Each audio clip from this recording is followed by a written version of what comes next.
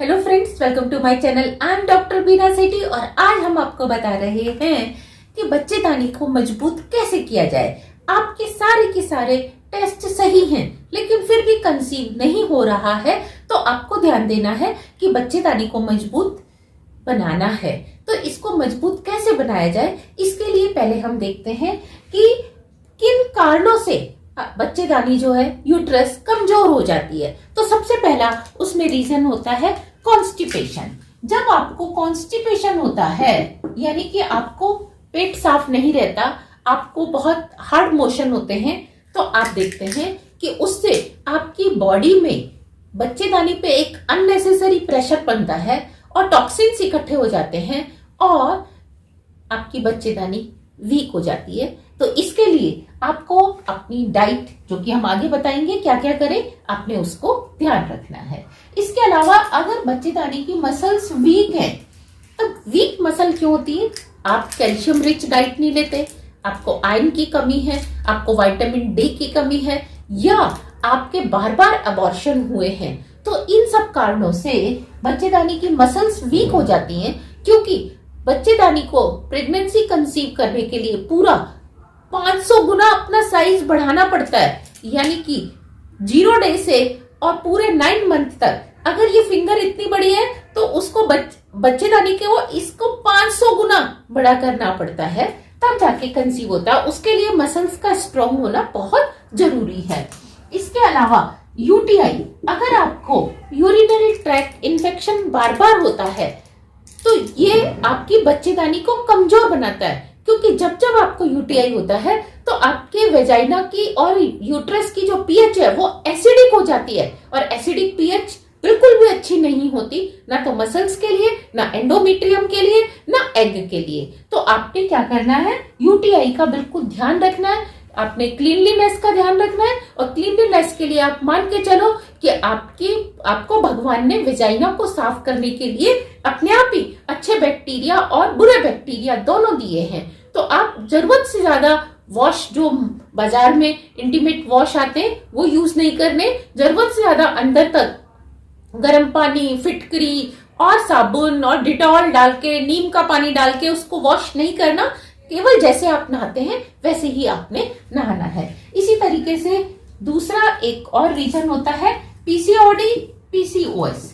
PCOD और PCOS में uterus के अंदर सिस्ट बनने लगती हैं, और सिस्ट बनने के साथ साथ वो स्पर्म्स को ऊपर जाने में दिक्कत करती हैं, एंडोमेट्रियोसिस होने लगता है, और वो आप देखेंगे कंसीव नहीं होने देते, क्योंकि एग भी कई बार रप्चर नहीं होता या एग तक नहीं पहुंचता। पीसीओडी एक बिल्कुल, पीसीओएस आपके लिए अलग वीडियो है, उसके लिए आप उसको जाके देख सकते हैं। Next is hormones. अगर हॉर्मोन्स इम्बैलेंस है, तो हॉर्मोन्स इम्बैलेंस होने के कारण भी यूट्रस वीक रहती है। और हार्मोन इम्बैलेंस मेनली आप देखते हैं कि आपको डाइट की वजह से होते हैं। आप अपनी डाइट अच्छी नहीं लेते, इसी वजह से आपको हार्मोनल इम्बैलेंस होता है।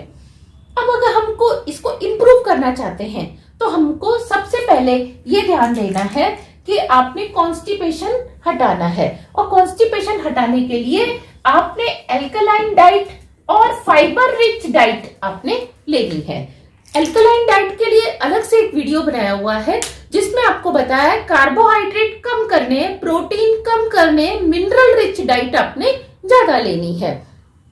साथ में जो आप गेहूं के आटे की रोटी खाते हैं या चावल खाते हैं, तो आप प्लेन गेहूं के आटे की, व्हीट फ्लोर की रोटी मत खाइए। आप उसके बीच में मिलेट्स थोड़ा सा मिला दीजिए, आप रागी मिला दीजिए, आप किनवा मिला दीजिए, दलिया आप ज्यादा लीजिए। तो इससे जब फाइबर ज्यादा होगा तो आपका कॉन्स्टिपेशन भी जो है वो ठीक होगा, और आपको हेल्प मिलेगी पीसीओडी और पीसीओएस से को दूर करने में। इसी तरीके से ओमेगा 3, आप फैटी एसिड्स होते हैं, आपको वैसे फैट नहीं लेना, लेकिन जो हेल्दी फैट है ओमेगा 3 लेना है। इसके लिए आपको हम एक आसान तरीका बताते हैं कि आप बाजार से छिले हुए बादाम मत लाइए, बाजार से छिले हुए अखरोट मत लाइए, आप साबुत अखरोट और साबुत छिलके के साथ जो बादाम आता है आप वो लेके आइए और उसको छिलके के समेत रात को आप पानी में डिप कर दीजिए। और डिप करते समय फिर ध्यान दीजिए कि ज्यादा पानी नहीं लेना, आपने केवल उतना पानी लेना है जितने में वो सोक हो जाए। और सुबह आप उसको छीलिए और छील के तुरंत आप खा जाइए, तो उसमें आपको बहुत ज्यादा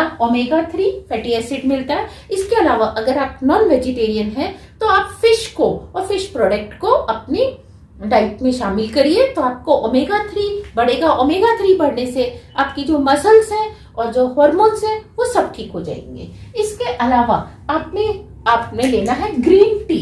ग्रीन टी हालांकि रेडीमेड भी मार्केट में आती है, आप उसमें से किसी भी फ्लेवर की ग्रीन टी ले सकते हैं। नहीं तो आप दालचीनी का पानी बनाइए, आप उसमें हल्की सी काली मिर्च भी डाल सकते हैं, या आप भिंडी का पानी पीजिए। आप देखेंगे इससे आपको बहुत हेल्प मिलने वाली है।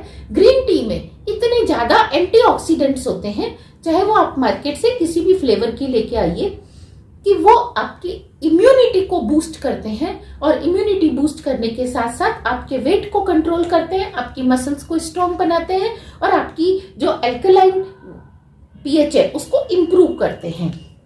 इसी तरीके से हम देखते हैं ग्रीन टी के बाद विटामिन्स। आपने विटामिन सी रिच डाइट लेनी है। विटामिन सी रिच डाइट के लिए आपने ऐसा नहीं करना कि एक दिन तो आपने बहुत सारा विटामिन ले लिया लेकिन फिर 10 दिन तक आपने लिया ही नहीं। आप डेली अपनी डाइट में थोड़ा सा विटामिन सी जरूर रखिए। उसके लिए आप लेमन ले सकते हैं, आप ऑरेंज ले सकते हैं, आप स्वीट लाइम ले सकते हैं, आप करौंजा ले सकते हैं, आप आंवला ले सकते हैं, और बहुत सारी चीजें हैं। और अगर आपको नहीं तो टमाटर तो 12 महीने आपके पास आता है, तो आप एक टमाटर रोज खाइए। उससे भी आप देखेंगे कि आपकी जो विटामिन की डेफिशिएंसी है वो पूरी हो जाएगी।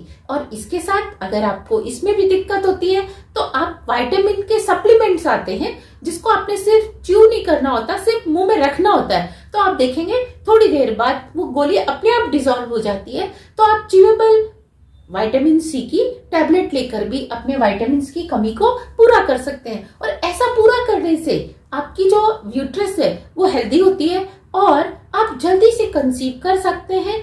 अंडे अच्छे साइज के बनते हैं। और अगर इस सारी डाइट के ऊपर मेल पार्टनर भी ध्यान देते हैं तो उनका स्पर्म काउंट और मोटिलिटी दोनों इंप्रूव होती है, स्पर्म की मॉर्फोलॉजी इंप्रूव होती है, उनकी भी पीएच एल्कलाइन होती है। और ये सारे छोटे से फैक्टर मिलके आपकी प्रेगनेंसी को पॉजिटिव बनाते हैं। Thank you very much. Happy pregnancy.